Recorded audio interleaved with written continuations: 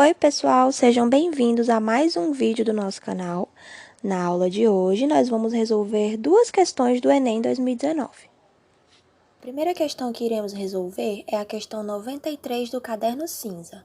O enunciado da questão diz o seguinte: um experimento simples, que pode ser realizado com materiais encontrados em casa, é realizado da seguinte forma: adiciona-se um volume de etanol em um copo de vidro e, em seguida, uma folha de papel. Com o passar do tempo, observa-se um comportamento peculiar. O etanol ele se desloca sobre a superfície do papel, superando a gravidade, que o atrai no sentido oposto, como mostra a imagem. Para parte dos estudantes, isso ocorre por causa da absorção do líquido pelo papel. Abaixo do enunciado, nós temos a ilustração desse experimento, que tem o copo de vidro, o papel de filtro e o etanol.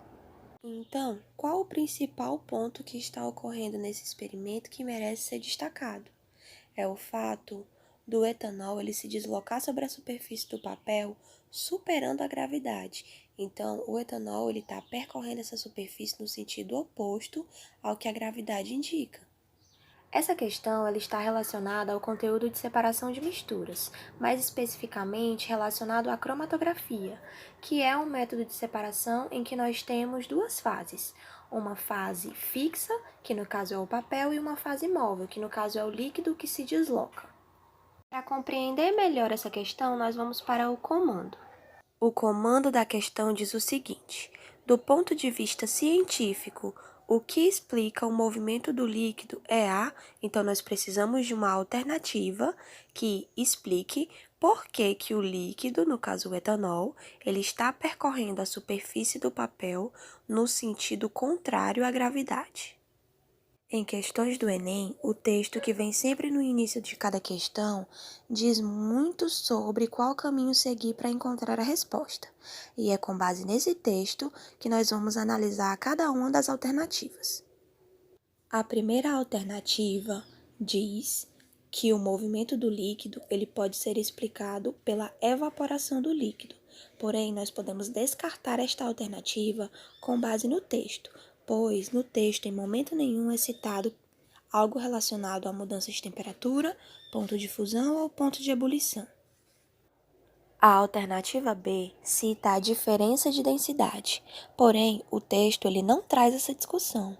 Ele não cita nada relacionado à massa e o volume nem do líquido e nem do papel.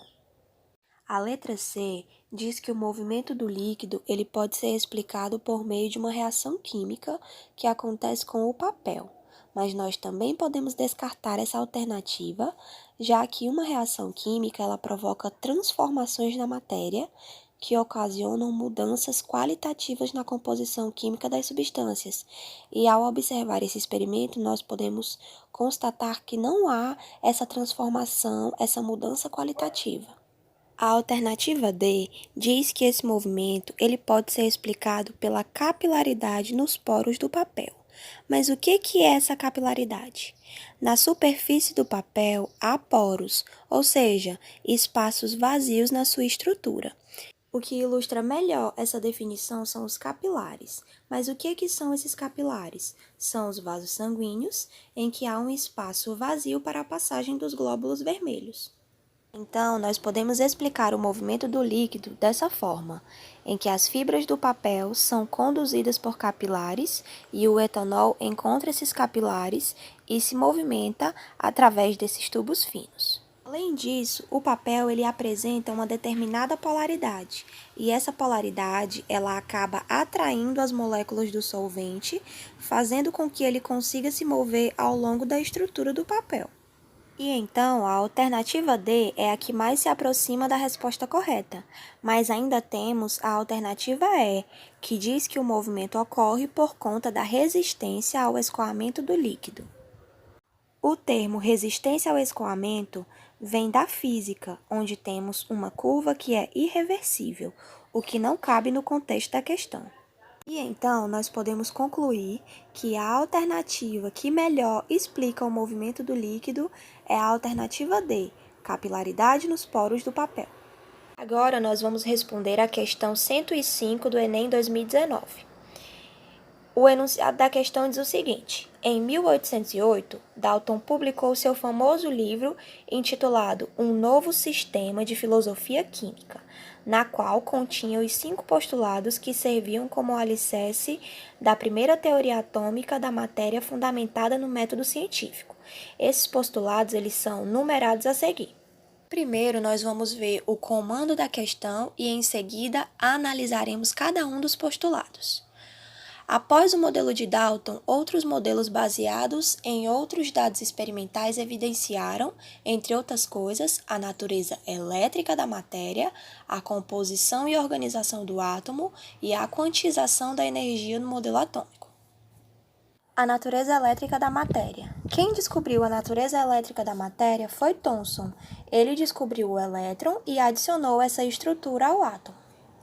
Quanto à organização do átomo, o modelo que traz a divisão do átomo em núcleo e eletrosfera é o modelo de Rutherford. Quanto à quantização de energia, em que temos a energia em uma quantidade determinada, ou seja, cada camada tem a sua energia, o modelo atômico que retrata essa quantização é o modelo de Bohr, em que a eletrosfera está dividida em camadas. Com base no modelo atual que descreve o átomo, qual dos postulados de Dalton ainda é considerado correto? Na tela a seguir, nós vamos analisar cada um desses postulados. O primeiro postulado diz que a matéria é constituída de átomos indivisíveis. Com base no modelo que vimos anteriormente, nós sabemos que o átomo ele é dividido em elétrons, prótons e nêutrons. O item 2 diz que todos os átomos de um dado elemento químico são idênticos em massa e em todas as outras propriedades.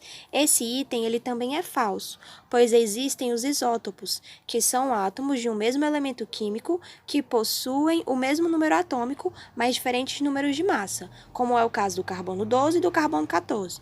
O item 3 destaca que diferentes elementos químicos têm diferentes tipos de átomos. Até aí tudo bem, nós sabemos que cada elemento químico possui o seu átomo específico. Porém, em particular, seus átomos têm diferentes massas. A partir desse ponto, a questão ela está errada, pois existem os isóbaros, que são átomos de elementos diferentes que apresentam a mesma massa, como, por exemplo, o caso do nitrogênio com massa igual a 14 e o carbono também com massa igual a 14, que são elementos diferentes com massas iguais. O item 4 diz que os átomos são indestrutíveis e nas reações químicas mantêm suas identidades. Essa alternativa também está errada, pois os átomos não são mais indestrutíveis. Hoje nós sabemos que os átomos eles podem ser destruídos através da fissão nuclear, constituindo assim um novo átomo. E o último postulado diz que os átomos de elementos combinam com átomos de outros elementos em proporções de números inteiros pequenos para formar compostos. Esse é o único postulado dentro dos que foram apresentados que está de acordo com o modelo de átomo atual. Já que para formar um composto, ou seja, um aglomerado de átomos, essa combinação ela precisa ser um número inteiro, pois eu não posso combinar meio átomo e pequeno, já que eu não posso combinar quantidades absurdas de átomos. Então, a alternativa correta que responde essa questão é a letra E. E na nossa aula de hoje, nós resolvemos mais 2 questões do Enem. E não se esqueçam, deixem o seu like e se inscrevam no nosso canal.